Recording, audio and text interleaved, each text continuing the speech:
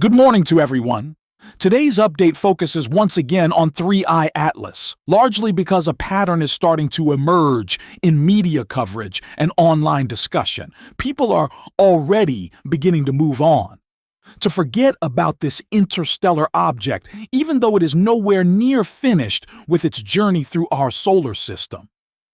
In fact, it is approaching one of the most interesting rendezvous points of its entire trajectory. This object is heading toward the boundary where Jupiter's gravity begins to dominate over the Sun's, known as Jupiter's Hill radius. This region also contains Jupiter's Lagrange points, locations where the gravitational pull of Jupiter and the Sun effectively balance each other. These are ideal regions for placing spacecraft intended to observe Jupiter, study its moons, or potentially interact with the Jovian system in long-term stable ways.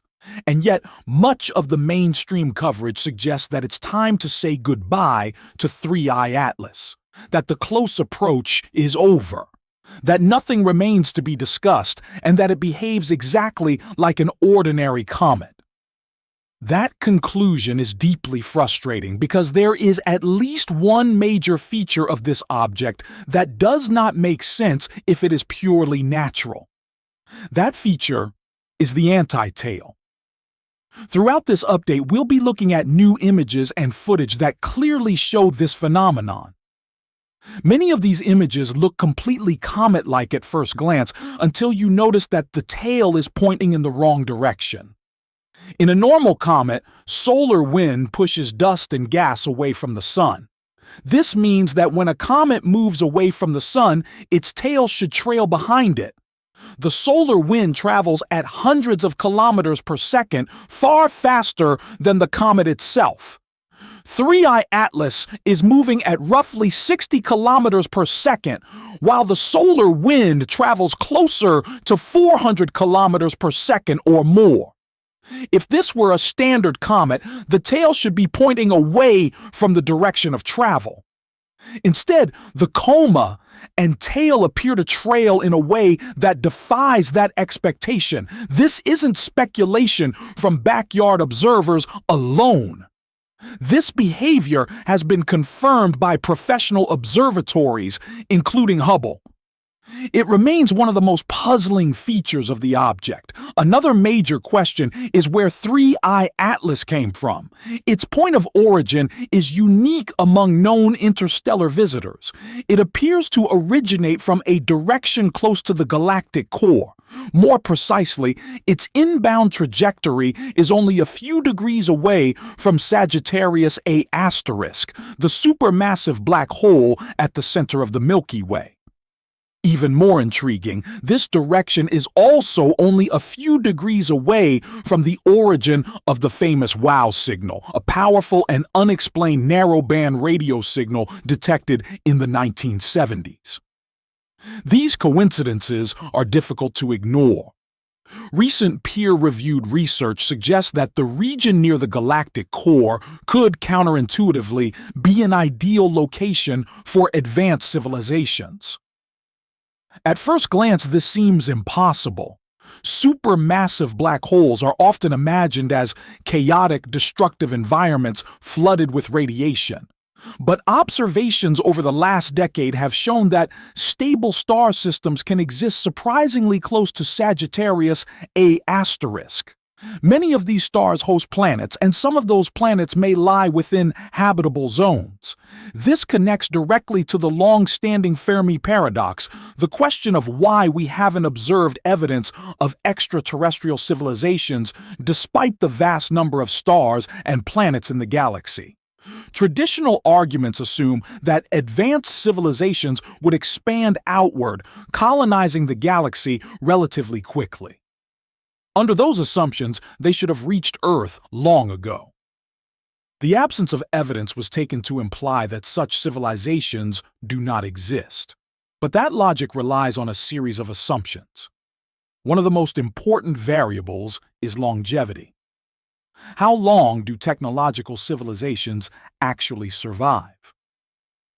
The Drake equation explicitly includes this factor, often labeled L, representing the length of time a civilization is capable of transmitting detectable signals. Even a galaxy full of intelligent life could appear silent if most civilizations are short-lived. Another major limitation is physics itself. Faster-than-light travel appears impossible under our current understanding of relativity. As objects approach the speed of light, their effective mass increases, requiring more and more energy. Reaching or exceeding light speed would require more energy than exists in the observable universe. This makes interstellar travel extremely slow on cosmic scales, at least from our perspective. Relativity introduces another complication: time dilation. Objects moving at relativistic speeds or existing in strong gravitational fields experience time differently. For travelers, time can pass far more slowly than it does for observers elsewhere. A round trip to even the nearest stars would take decades or centuries from Earth's perspective, even if only years pass for the travelers. This is where recent theoretical work becomes interesting. Researchers have proposed that a civilization could relocate itself into a highly time-dilated environment, such as an orbit close to a supermassive black hole. In such a location, time would pass much more slowly compared to the rest of the galaxy. From that frame of reference, spacecraft traveling between stars would experience similar relativistic effects, allowing coordination and communication without catastrophic time separation. Living near a black hole might sound extreme, but studies now show that stable orbits are possible. Observations from large telescopes have revealed stars and even binary systems maintaining long-term stability close to Sagittarius A*. These findings suggest that the galactic center is not purely destructive and could, in principle, host advanced, long-lived civilizations. If such a civilization existed near the galactic core, time dilation could dramatically change how interstellar travel appears from their perspective. A probe like 3Y Atlas, moving at tens of kilometers per second from our frame of reference, could effectively be traveling at a significant fraction of the speed of light relative to them. Communications sent back toward the core would arrive far sooner in their frame than ours.